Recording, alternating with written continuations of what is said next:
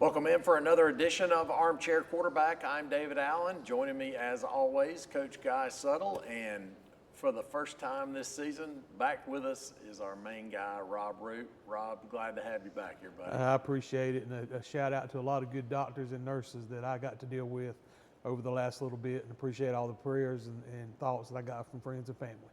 Absolutely. Love to have Rob back. I don't know what I got going. I got the monochromatic going on today. I'm gray hair, gray beard, gray shirt. I got to do better than that. My wardrobe specialist is going to have to help me out. Hey, speaking of gray hair, this was a long time ago. 30 years ago, 16 Weeks of Glory. We did this following the Burns and Crest 1994 state championships. It's going to be airing on C19 November 9th and 10th, 9 a.m., 2 p.m., 9 p.m. You see those times and dates there. It'll be streaming after the 9th as well online at c19.tv. We appreciate Tim Foster making that available. That will be a very young and no gray hair, no gray hair, no anything on the face, just a very smooth skin. And I can say this, you'll see a young David Allen. Also look in the stands to see a very young Rob Roop as well. There you go. There you go. That ought to be good stuff. And, of course, it's been 30 years. It's been a while since we got there, but we're looking forward to that. Let's talk about our games from this past week. Good week for Cleveland County again. As the Gaston County, I don't know what's Gaston County taking an offer against Cleveland County this year, I believe. But let's start with Burns against Cherville. This one was not close. We knew it wouldn't be. I think, Rob, you said Burns almost scored 50 in the first quarter. They scored 49 points in the first quarter en route to a 75-0 win, Coach. Well, and I don't want to steal your line or your thunder or anything like that about how bad this conference is. And that's all you can say. That's all you can say. 75-0. And we get, it doesn't get a whole lot better until this week. Yeah. This week, it finally gets better. Touchdown. Here's my stat of this game. Burns had 27 rushing attempts for 288 yards and 9 touchdowns. 10 different kids carried the football, and 6 different kids scored a touchdown, Rob. That's a big running attack. And I got to give Coach Devine credit, too. From what I understand, 2 minutes left in the first half, they started taking the knee just to get the halftime for those Cherville kids. Like we said, to me, hopefully that's the final nail in what we've known for the last 4 years has been a very unbalanced conference. Hopefully this next realignment, which is going to happen, they'll do right by Shelby and Burns this next time. Well, let's hope so. There you see the final, 75-0, Burns over Cherville. Again, Cherville loses the 2 games combined to Shelby and Burns, 145-0. And Cherville's the best, possibly if they beat Bessemer this Friday night, they're the best 1A team in that conference. We've said it all year. We don't need to say it anymore. Let's get on to Crest and Hunter Huss. This game, basically another shutout until 10 seconds to go in the game when Huss put a touchdown on the board. David Grayson, our guy, he's been there forever covering it on the sideline for us. He was covering it back in that 30 years ago tape we were talking about earlier. The one thing that I got to have some concern about here, Rob, though, is Hamrick was 5 out of 9 for 45 yards and a pick.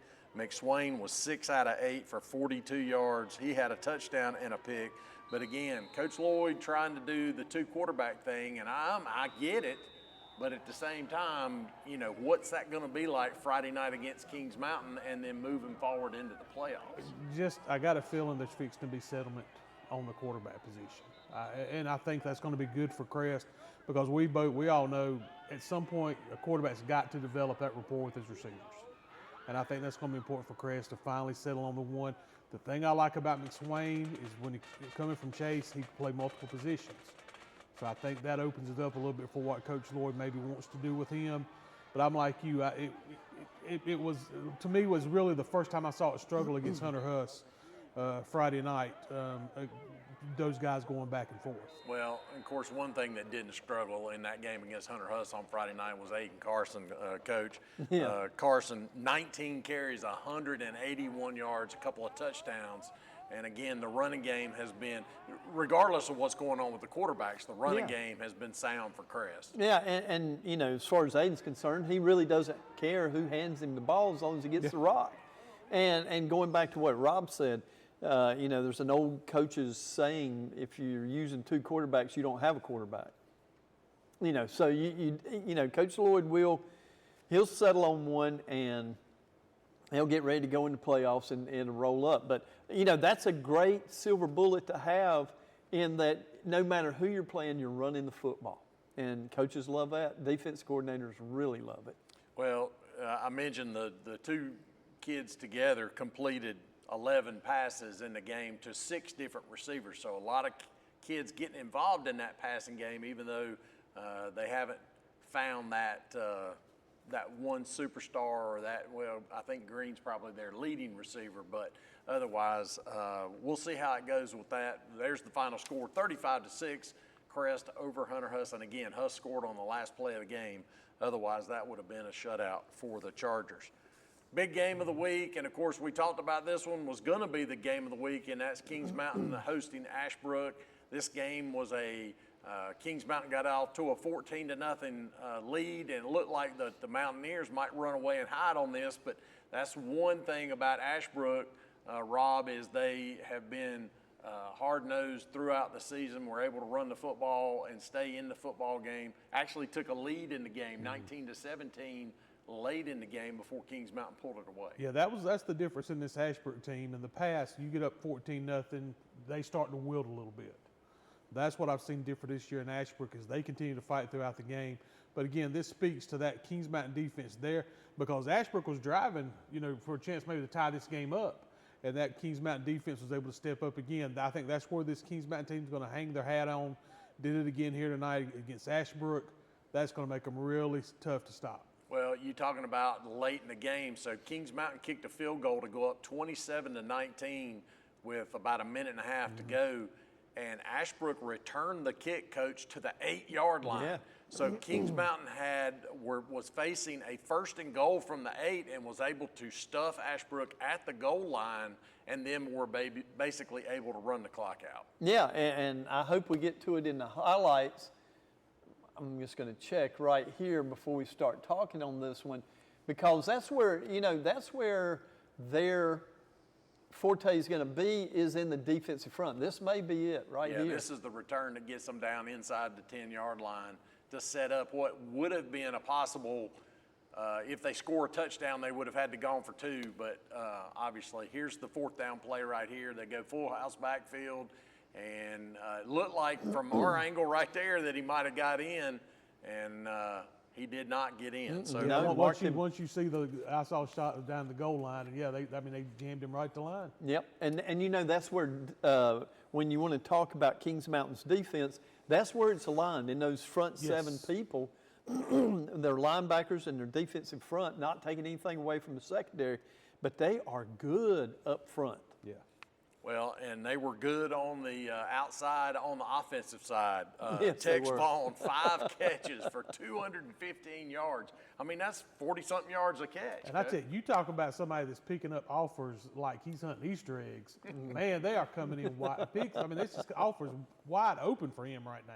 Yeah, absolutely, no doubt about that. We saw that final. There it is again, 27-19. Kings Mountain now keeps its hopes alive for that Big South. At least a share of that Big South. They would have to beat Crest and hope something happens to South Point, because obviously if they end up tied with South Point, it would be they would lose that head-to-head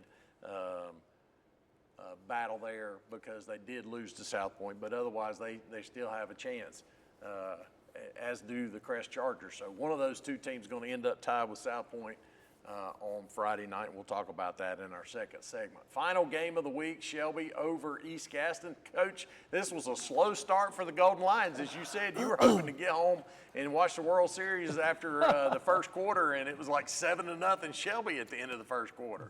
Yeah, but the way that it started off, I think 4 plays, 5 plays, and Shelby's covered 70 yards and a touchdown. And I'm like, yep, this is going to work out just right. And then all of a sudden, East Gaston goes on like a 15-play drive. And it was just unbelievable. But you can see right here at 9:15, out of the 12 minutes. I am on the clock. This is going to work out great. But it also, you see East Gaston just hung around. They kept on making first downs, not huge plays, but they made the first downs, and they go on a long drive and put it in there. Well, we talked about all the kids that ran the football for Burns the other night. Here's some stats for Shelby. Farmer was 13 out of 23 for 191 yards and 2 touchdowns. He had 8 different receivers catch a football on Friday night, and Tyler Morgan, the sophomore, had both those touchdowns, 2 catches for 28 yards and 2 touchdowns. But the Tate boys, Tristan and Jalen, combined for 27 carries for 206 yards and 4 touchdowns. So Shelby able to run the ball on Friday night against East Gaston and able to throw it. And, of course, good balance, Rob, is a key regardless of your level of competition. We know East Gaston, even though they're one of the 2A teams in the conference, not usually that strong. And Shelby, a good score, final score, 55-22 on Friday night. Yeah, I think once again you see Shelby, just like we talked about with Burns, staying healthy, gearing up for the game this week, and that's what this was. Again, East Gaston, the most talented team after Burns and Shelby in the conference, but even that, is what it is. Future good for East Gaston. They got some kids that can play ball. I understand when you look at the middle school programs in Gaston County, they got some talent that should be going to East Gaston. So be interested to see what they do, but again, just overmatched playing those 2 schools. So a 4-0 week for Cleveland County, and now they're going to get to take on each other. So we got Kings Mountain and Crest, Burns and Shelby, and we'll talk about both of those matchups when we come back. You're watching Armchair Quarterback. Tune in to Senior Moments here on C19 TV. I am Jackie Sibley Newton with Terabella Assisted Living. Whether you are a senior planning for your own future or helping someone make decisions, Senior Moments has got information to share. We talk about the wealth of services, activities, and healthy living options available to you here in our area. That's Senior Moments on C19 and also on C19.tv.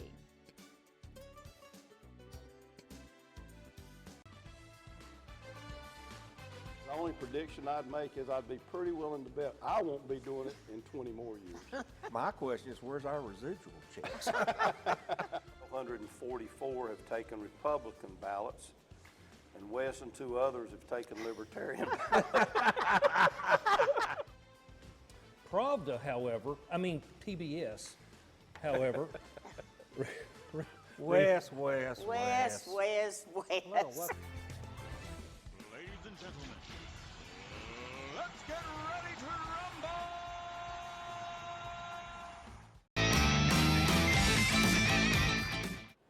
Welcome back for our second segment of Armchair Quarterback. I'm David Allen, joined as always Coach Guy Suttle and Rob Root back with us this week. We talk about our teams from Cleveland County.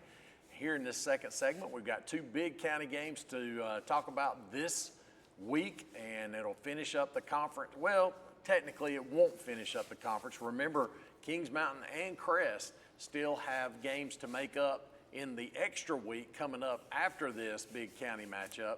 Shelby and Burns will finish the regular season. Now, whether or not they've got anything planned for that off week, at this point I haven't heard, but we'll worry about that next week. Let's talk about this one. Shelby at Burns, both teams with identical records at 7-2. Both teams have run roughshod over their conference brethren, and really neither one has played anybody since the first 2-3 weeks of the season. And so this one's going to be an interesting matchup. Coach, I would say one of the things that gives me concern about Shelby on defense after that 15-play drive you mentioned about East Gaston, East Gaston ran the ball quite well in that game against Shelby early. The Golden Lions made some adjustments and were able to slow them down, but Burns really runs the football well. The one game that comes to mind, because you're talking about the last big ball game or the last game with some competition, was Burns at Crest, and Burns was able to run the football 2 times in a row. When I say 2 times in a row, that was the Lightning game that they had to come back later and finish, and Burns kept on running the football. So, that's impressive, or that's something that may concern Coach Wilbanks over at Shelby, is Burns' ability to play keep away, to control the clock with their running game. Absolutely. Rob, of course, we talked about balance, and that's one of the things that Shelby bodes well for them on the offensive side is that balance, but Burns kind of one-sided because Yeah. they're really heavy on the run, the passing game. They've had some games where they have had some success against some of these lesser opponents, but for the most part, it's been an all-run type of offense for Burns this year. And that's the thing we just don't know right now is how much have these two teams improved. When I look at Shelby, I go back and look at the schedule. The two games against Crest and AC Reynolds, the Shelby defense struggled against those offenses. Those are the best two offenses Shelby's seen this year. Burns will be the next best they've seen. Burns now settled with Marshall McGowan now at quarterback. They're going to be really physical. They've rushed for nearly 2,500 yards as a team. I mean, they're bringing a lot of we talk about teams like a West Lincoln and those kind. That's almost what this is physicality-wise, what they're wanting to do. For me, if I'm Shelby, though, I got to get those kids out in space. When I look at Shelby's roster, guys, this impressed me with Land Farmer just being a junior. His 4 top receivers are all sophomores. Yeah. So you talk about a bright future.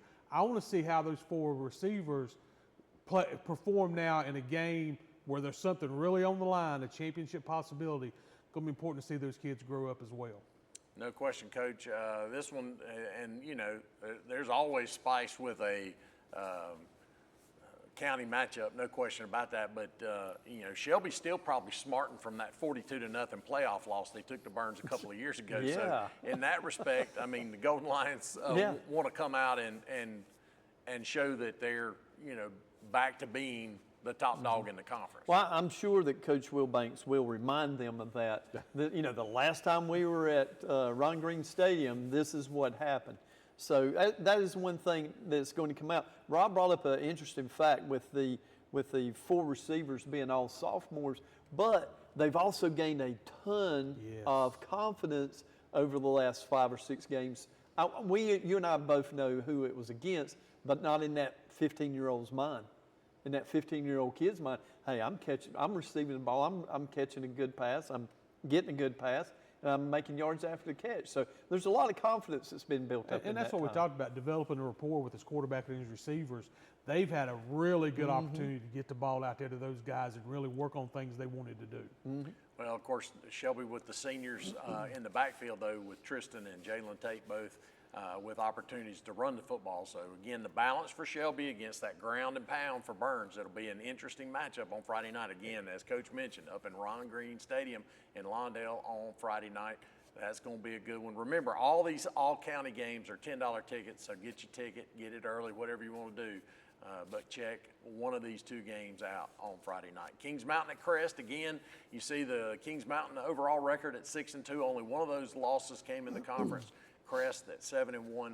Their loss came in the conference also. Both of them lost to South Point, so this is going to be it's really not for all the marbles, but it's for a lot of marbles, Coach. Yeah, there's nobody really wants co-champions beside their name, but we'll take it. Or, Crest or Kings Mountain, whomever will take that because that is a big accomplishment, especially in the Big South. It's going to be an interesting game because you're going to have strength against strength. I still think Crest overall strength is Aiden Carson and running the football. And that plays right into Kings Mountain's strength on defense. So something's got to give, whether it's one quarterback for Crest attacking them over the top some or not. That's yet to be seen. But it does put Aiden Carson against the best defensive front that he's faced so far. No question about that. And, of course, we saw the big win against Ashbrook on Friday night for Kings Mountain. So the Mountaineers, they lost to South Point again. That's their last loss the week after that Crest did. So, again, both teams have that kind of to think about, Rob. But otherwise, both teams are flying high at this point on offense and defense. Yeah, I'm interested to see what Kings Mountain does with Armstrong quarterback and then Tex at wide receiver trying to attack the Crest secondary. Because, again, we talk about strength versus strength. I got a 6'5", 230-pound wide receiver going out there who's going to end up being a D1 wide receiver against a D1 secondary and a guy like Pluto Surratt. Right. So, watching those guys face off each other, I think it's going to be fun to watch. I want to see what this Crest offensive line can do. Last week against Hunter Huss started 3 sophomores and 2 juniors up front on the offensive line. Are those guys ready, like you mentioned, Guy, for how good this front is for Kings Mountain. So talk about having to grow up fast. They got to be ready to go. And of course, the storyline for me in this one, Greg Lloyd coaching against Kings Mountain. I think that's going to be really big too. Yeah, no question about that. That's going to be an interesting factor to be involved. I think the biggest, and there's the week schedule. You see it, Shelby at Burns, Kings Mountain at Crest. The biggest thing I think that's probably going to factor into this game on Friday night is maybe the decision that Coach Lloyd makes about what he's going to do at quarterback, if he's going to keep playing two or if he's going to go with one. We'll see how that goes, but that'll be this Friday night again. It's a $10 ticket.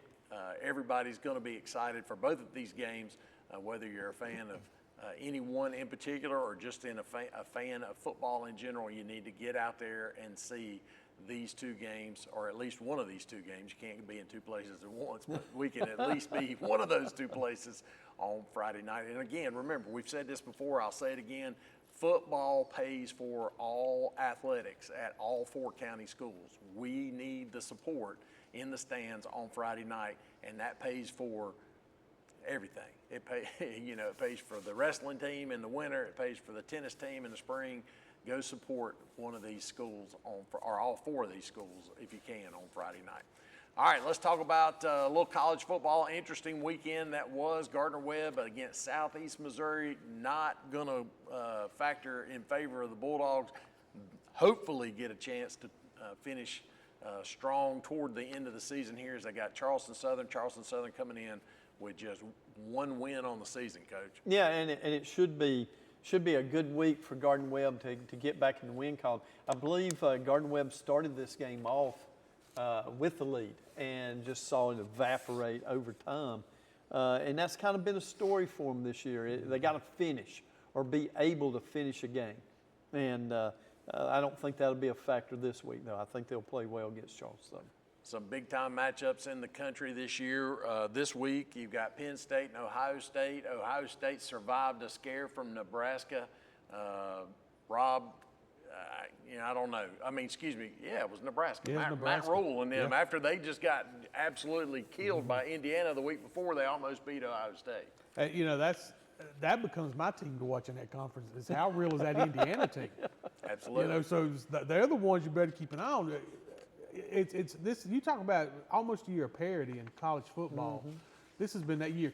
Vanderbilt almost was able to say the fact they beat Texas and Alabama in the same season. Texas was very lucky to get out of that game with Vandy with a win. No doubt about that. Number 1, Oregon has to go to the Big House against Michigan. That one will be interesting. Florida and Georgia. Not really any national ramifications on that one, Coach, but it's Florida and Georgia. I know, and they're still playing in Jacksonville, is that right? Yeah. And, which is kind of strange. But anyway, why that's not a home and away. But I'll still take Georgia. I'll sit on Georgia on this one too. Yeah, no question about that. What happened up in Virginia on Saturday? I have no idea, but my Tar Heels showed up and showed out, and now they get Florida State that is still reeling from that opening loss in Dublin. They hadn't got over the jet lag yet. It's incredible. Miami put the wood to them this past weekend. Duke, how about Duke? Goes for 2 to win at home against SMU. Didn't get it. Ended up losing that game in overtime, and now they get the hottest team in the ACC, Coach, with Miami Hurricanes. Yeah, it doesn't get any better. I know Rob was talking about earlier, and we'll let him finish that thought, but it's not going to be any easier for Duke this week with Miami. My thing with that Blue Devil team, guys, if they had an offense that was just a little bit proficient, their defense, they lead the nation in tackles for loss. I think they give Miami a pretty good game just because of the defensive side of the ball. They just can't score enough.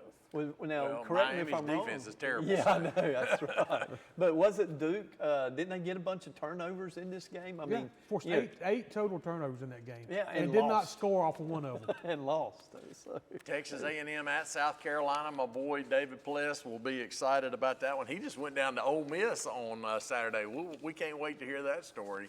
Ole Miss took care of Oklahoma, and so needless to say, Pittsburgh still undefeated in the ACC, and they are in a battle this coming weekend with SMU. Still can't believe SMU's in the ACC, but what do you know? All right, let's Why? We got a couple of minutes left, Coach. Why? Hey, Bryce Young got his chance to start again yesterday. Took them down the field. They scored a touchdown on the opening drive, and then it was all Denver after that. Yeah, well, you know, and we talked about it before the show started. It actually went well both ways on the opening drive because the Panthers played well in defense for 3 or 4 plays. Then it was all over. Yeah. I mean, it's just I can't blame it on the offensive line anymore. No, you can't blame it on the offensive line. 28-14 was the final in that one. So he had the first drive and he had a drive at the end, 2 touchdowns otherwise. Hey, I'm going to tell you, just when you thought that the Baltimore Ravens were the best team in the NFL, they go and get beat by the Cleveland Browns with a third-string quarterback, even though Jameis has started from a lot of games in the NFL. Yeah, I think it's time to move Jameis to the starter. Guys, I wrote down 2 stats from this week that just blew my mind. And one of them, in the NFL, the teams that have scored 20 or more points, gave up no touchdowns, had no turnovers, and allowed fewer than 250 yards offense were 750-0 until Sunday. Oh. And then the Jets got beat doing that. Wow. So now 750-1 because the Jets that lost. Also with the Detroit Lions, how about this? 52 points, only 61 yards passing.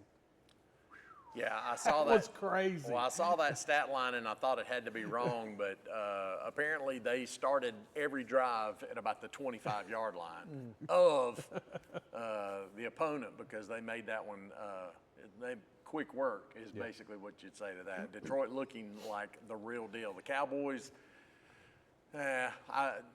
What can I say at this point? How about Jalen? What's his name? Now I've lost it. My guy at Washington, Jaden Daniels, Jaden Daniels. with the Hail Mary to win that game at the end. Yeah, and what is so ironic, and Rob and I were talking about this before the show started, you know, that was a well-executed Hail Mary pass in that they were the deepest person. It was thrown on about the 2-yard line. In contrast with that, Baker Mayfield has a Hail Mary at the end of the game for Tampa Bay, and he throws it out of the back of the end zone. I mean, it's caught, but it's 3 yards outside the back of the end zone. So there is a difference in how that play developed. What is the other part of that with the Commanders winning is the defensive guy was the one that tipped it. Yeah. You know, you've either got to get both hands on it and bring it in, or you're batting it to the ground. I mean, the only thing that would happen is if it bounced off somebody's helmet. Yeah. Well, the guy that tipped it was too busy talking junk to the folks in the stands. That was Rob. hilarious. That was hilarious to see that. And guys, I got to say, and I'm not a fan, but what about the Chiefs? I mean, and not really doing it in a different way this year. Their defense is stout. That's just impressive how they run that organization. Well, and it'll be interesting to see whether or not they can get that offense going. If Pacheco comes back, if Rashee Rice comes back, then maybe they traded for DeAndre Hopkins. We'll see how it goes. Tim says it's time to go, so he flips up the last graphic for us one more time. Shelby at Burns, Kings Mountain at Crest. Go see one of these big Cleveland County matchups, and we'll be here to tell you all about it next week right here on Armchair Quarterback.